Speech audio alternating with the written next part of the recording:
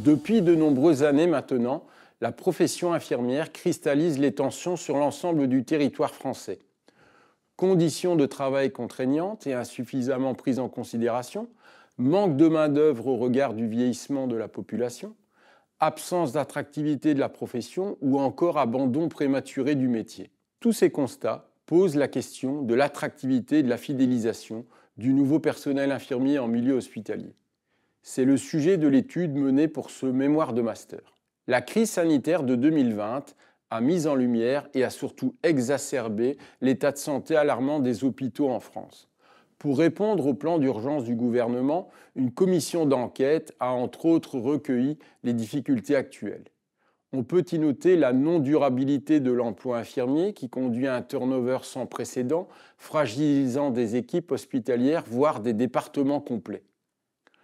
Le rapport au travail a changé ces dernières années, aussi bien auprès des anciens que de la jeune génération dite Z, qui n'hésite pas à changer de lieu de travail, voire de profession.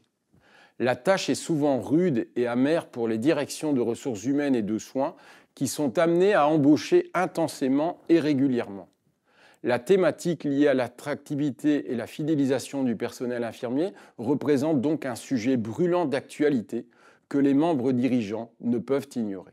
L'étude quantitative menée auprès de 101 jeunes professionnels infirmiers révèle sans réelle surprise que des critères prépondérants à l'attractivité se retrouvent liés au processus de fidélisation.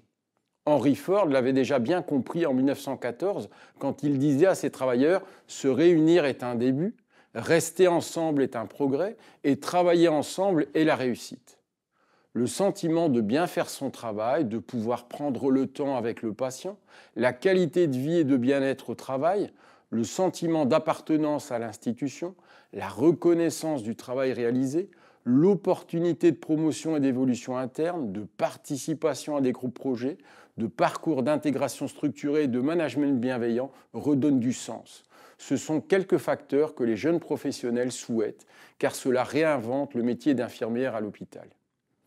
Une série d'entretiens a été réalisée auprès de directeurs de ressources humaines, de cadres supérieurs et de directeurs de soins.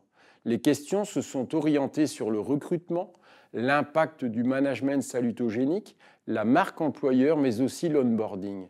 Différents leviers de l'attractivité et de la fidélisation ont pu être dégagés, ainsi que plusieurs schémas comportementaux qui ont permis de rédiger 3 personas.